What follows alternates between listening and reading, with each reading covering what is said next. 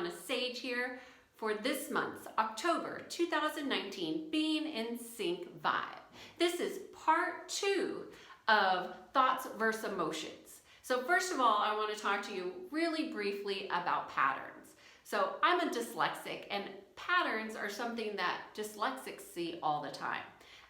That happens to be one of my unique gifts that I bring to the world. And I got to thinking after the last Being in Sync vibe where I talked about thoughts and emotions, like, I wonder if people would be interested in the patterns of thoughts and emotions. So here we go. Here are the patterns of thoughts and emotions. And why would this be important to you? Well, it's important to engage your intellect with your emotional body always. But most people don't have an education in our emotional body and how that influences everything. See, we've been taught in our educational systems and just being so smart and intellectual beings as we are, we focus on our thoughts. And really, thoughts have 3 patterns in which they flow. Of course, it's the thought origination, and then it's also runs through your subconscious. And then, as you all might be aware, is that we have neural pathways. Well, our thoughts run through these neural pathways. And back in the day, and I still suggest this, but not as heavily as I used to in the past, that when you have an affirmation and you use that affirmation, that you can create a new neural pathway, which indeed you can. And if you think about it as a freeway and you have lots of thoughts that are always running these neural pathways, and you kind of create like a freeway, a gridlock with the same types of thoughts that just repeat after themselves. Well, when you have an affirmation, you create what I call like the carpool lane, and it starts to create a free up, if you will, a new space for thoughts to run. So thoughts work very simply. However, emotions are a lot more complex, and many of you have experienced the highs and the lows of emotions. And I've worked with both people that are extremely depressed and maybe suicidal and have a lot of thoughts about themselves, but usually what's driving those thoughts always underneath are our emotions. And our emotions run 10 different patterns, and they run simultaneously. So if you ever feel overwhelmed, now you have an idea as to why you would be overwhelmed. If you have your emotions, your thoughts are only running in these 3 parallel paths, right? Or not parallel, 3 paths, then your emotions are running in 10 different ways. That's why people get so overwhelmed. So I thought I would give you an idea of what these patterns of your emotions are. First and foremost, for those of you who have followed the law of attraction, you would be more aware of your frequency or your vibe. We all have a frequency and a vibe that's unique to us. And that is the first thing in which your emotions ride on, that vibe. So if that frequency and vibe is at a state of overwhelm, and you're focused on that overwhelm, well, you usually get more of that. So that's why it's so important to tune into what are you vibe, what are you feeling, what's your frequency. Also, your mind. Your mind is where your emotions run. Your neural pathways, you have your heart resonance, you have the triggers that started the thought maybe, but it also triggered you emotionally first before the thoughts. We have discordant energy patterns that are always running, unless you work with somebody like me who clears them. You have your sympathetic nervous system that is always being activated by your emotions, and if this gets overtaxed, that would cause some adrenal issues and so forth.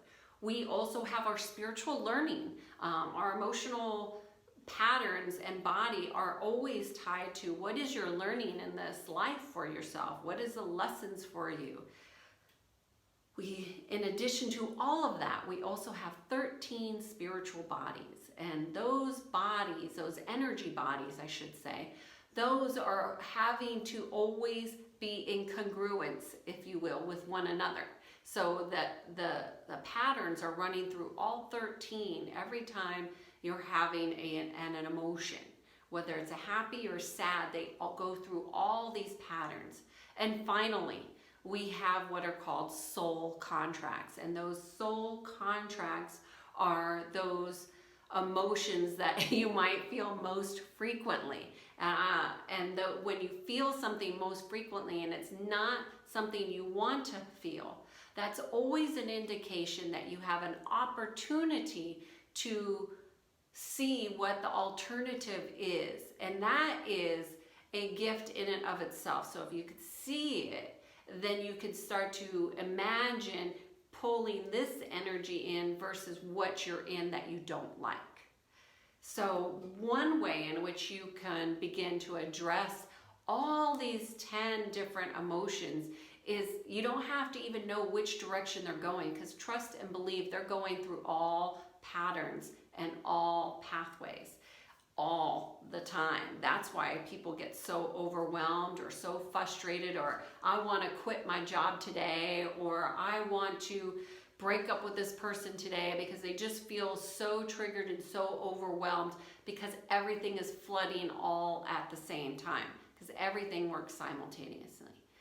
My offer to you is to take a moment to just pause and feel your emotions instead of stuffing them down or pretending they don't exist. Actually go in and check and feel them. If you're feeling anger, feel the anger, but don't project it. Just feel it and own it and see what happens when you breathe into it. More often than not, it will start to dissipate.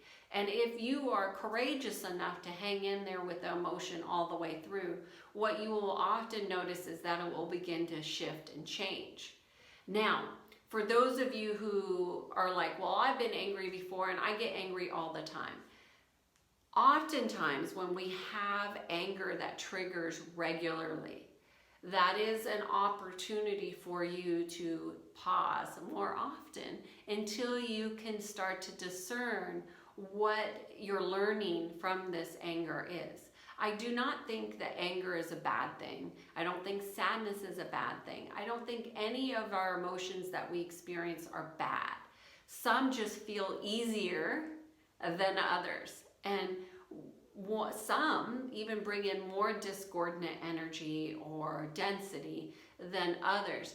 But they all have a purpose, and the purpose is for you to wake up, for you to use your entire energy systems to your own advantage and be an alert, awake, conscious being.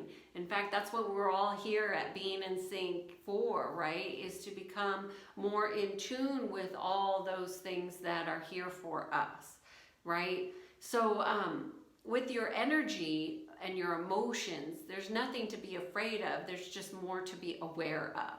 And so as you take a pause and you reflect, what happens is you start to bring in some balance and some harmony. And as you become more harmonic, your life becomes easier. So cheers to Being in Sync this month's Being in Sync Vibe. I hope you enjoyed it, and I look forward to hearing from you.